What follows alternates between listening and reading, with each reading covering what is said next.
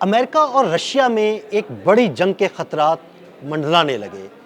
Venezuela से निकलने वाले रशिया के तेल बरदार जहाज को कब्जे में लेने की कोशिश अमेरिका के लिए महंगी साबित हुई। रशिया ने एक आबदोज अमेरिका की तरफ रवाना कर दी। आमिर रजा मेरे साथ मौजूद है, उनसे बात करते हैं। आमिर भाई, रशिया का तेल बरदार जहाज वेनेजुएला से निकला, अमेरिका ने कब्जे की कोशिश की, रशिया ने आबदोज रवाना कर दी। क्या रशिया अमेरिका पर हमला करने तो नहीं जा रहा?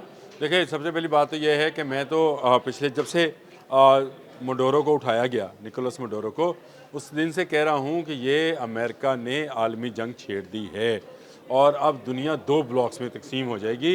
एक अमेरिकन वॉर ब्लॉक होएगा और एक चाइनी वॉर ब्लॉक होगा। अब आपसे कहें कि मैंने तो इससे रशिया की बात की है, ये चाइनीज़ की बात क्यों कर रहे हैं? देखें, सबसे पहले आए कि जब मडोरो को उठाया गया तो उसकी तेल की रिफाइनरीज के ऊपर दो ममालिक के लोग थे, एक चाइनीज़ बिल्कुल और एक रशियन थे। बिल्कुल ऐसे ही है। उसके बाद अमेरिका ने जो अगला कदम उठाया, उसने बुरी गवर्नमेंट जो बनी वहाँ पे वाइस प्रेसिडेंट ने हल्फ उठा लिया, उसको कहा कि आप यहाँ से चाइनीज़ और रशियन एजेंट्स को निकालो।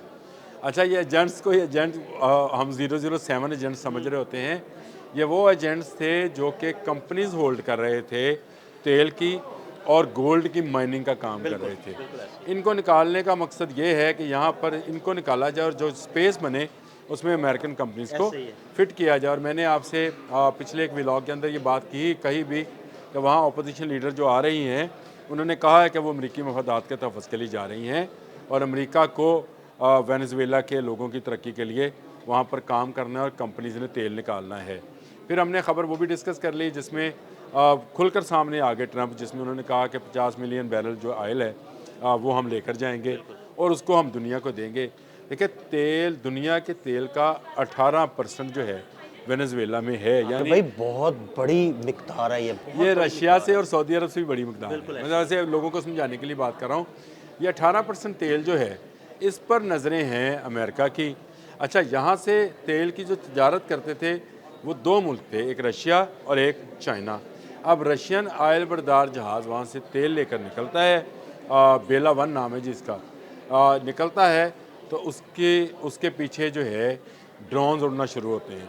ये वो वक्त था जब उसके कैप्टन ने अपने मुल्क से रब्ता कायम किया और उसने कहा कि मुझे लगता है कि मेरी निगरानी की जा रही है, हालांकि इसके ऊपर फ्लैग ऑफ रशिया जो है वो लहरा रहा है। इसके बावजूद इसकी निगरानी की जाती है और ना सिर्फ ये निगरानी ड्रोन से हुई, जब ड्रोन्स की रेंज ज़रा सी कम होने लगी तो फिर हेलीकॉप्टर्स आ गए और हेलीकॉप्टर्स के बाद जहाज़ों की मूवमेंट देखी गई। ये वो मौका था जब रशिया ने पलट कर जो जवाब दिया। पहले रशियन हुकाम की तरफ से ये बात आई कि ये हमारा जहाज़ है, ये तेल बरदार नहीं है, इसको जो है अगर रोका गया या इसका रास्ता बदलवाने की कोशिश की गई तो अंजाम भयानक होगा। लेकिन इसके साथ साथ ही जो आपने कहा ना आबदोज भेज दी, ये मैं इसको ज़रा सा अगर आप माजरत मेरी कबूल फरमाएँ, एटमी आबदोज भेज दी। आमिर भाई, मामला खौफनाक हद तक खराब होते नजर आ रहे हैं। आपसे तो बहुत दिनों से हम दोनों इस बात पर फ़िक्रमंद भी हैं कि दुनिया एटमी और हाइड्रोजन जंग की तरफ जा रही है। अब देखें, एटमी आबदोज जाने का मतलब ये है कि अगर रशिया तेल लेकर नहीं जाएगा और अगर चाइना सोना नहीं लेकर जाएगा या वहाँ पर काम नहीं कर पाएगा तो क्या अमेरिका वहाँ से तेल लेकर निकल जाएगा? ऐसे ही एटमी आबदोज का होना जो है इस बात का सबूत है कि अगर आप अब रशिया को छेड़ेंगे तो रशिया आपके साथ एटमी जंग करने को तैयार है। आमिर भाई, वो एक बचपन से हम छोटी सी एक बात सुनते आ रहे हैं, ना खेडांगे ना खेडन दे आएंगे, ठीक है? फिर रशिया भी वही करेगा। देखें, रशिया पहले ही तंग है। ये जहाज़ वेनेजुएला से चल रहा था, रशियन जहाज़ था, यूरोप जा रहा था। इसका अगला एंगल ये है, मतलब ये सिर्फ रशिया इस जंग में, मैं जो ये कहता हूँ ना कि ये वर्ल्ड वार है जो हमला किया अमेरिका ने वेनेजुएला पे, ये वर्ल्ड वार है।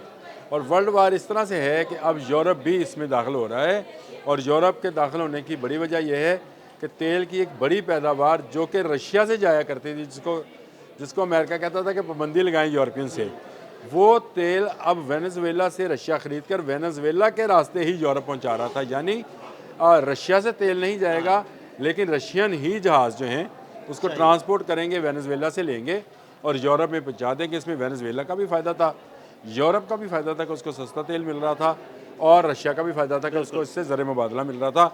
तीन तरफ़ा ये फ़ायदा था। अब यूरोपियंस भी इस पर तिलमिलाएंगे। ये देखें, जब ऑब्वियसली जब यूरोपियंस को सस्ता तेल नहीं मिलेगा तो वहाँ से भी आवाज़ें उठेंगी। ये छोटा वाक़या नहीं है। इसको अगर आप गली मोहल्ले के लेवल पर आपको अगर मैं समझाना चाहूँ, तो अगर एक मोहल्ले में एक बदमाश का रास्ता रोका, दूसरा बदमाश रोके, तो क्या होता है? आपस में झगड़ा होगा, लड़ाई होगी। और दोनों बराबर के हों, टक्कर के हों, तो फिर क्या होगा? लड़ाई होगी। और अगर बात चली जाएगी, खून खराबे तक जाएगी। यही होगा, क्योंकि यहाँ पर मफादात एक के नहीं तीन के क्लैश कर रहे हैं। यानी दुनिया की तीन दुनिया की सुपर पावर्स, मैं बस सुपर पावर सिर्फ अल्लाह की समझता हूँ। दुनिया में इस वक्त जो सुपर पावर्स हैं उनमें एक अमेरिका है, दोम चाइना है, सोम रशिया है। तो यहाँ पर रशिया और चाइना मिलकर अमेरिका का मुकाबला करेंगे। तो मैंने आपसे कहा कि दुनिया इस वक्त दो ब्लॉक्स में तकसीम होने जा रही है।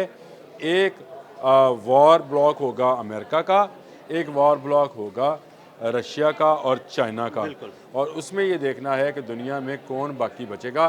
क्योंकि अगर विक्टर गाओ की बात की जाए तो उसने कहा था, कही थी ये बात कि हम पर जंग मुसल्लत करोगे, हम तुम पर जंग मुसल्लत करेंगे। अगर तुम हम पर एटम चलाओगे तो हम तुम पर जो है हाइड्रोजन बम चलाएंगे। और उससे पहले रशिया ने एक ऐसा आबदोज़नुमा एटमी मिज़ाइल तैयार कर लिया जो ना किसी की पकड़ में आएगा, ना उसको कोई पकड़ पाएगा। और वो शहरों के शहर जो है पलक झपकते में डुबो देगा। मसलन न्यूयॉर्क, वाशिंगटन जैसे शहर जो हैं ये पलक झपकते ही पानी के अंदर चले जाएंगे। ऐसा तबाहकुन सुनामी किस्म का एटमी आबदोज़नुमा मिज़ाइल जो है रशिया तैयार कर चुका है। तो मैं ये समझता हूँ कि ये एटमी जंग अब आ रही है। अब वो एक बदमाश वेनेजुएला में आया, अब वो छेड़छाड़ कर रहा है महल्ले के दूसरे बदमाशों के साथ। बदमाश का लफ्ज़ सिर्फ मैं ताकत के एंगल से देख रहा हूँ, मैं उसको किसी को वो नहीं समझता। लेकिन क्योंकि ये मुस्तामल है वर्ड ये बोलने में।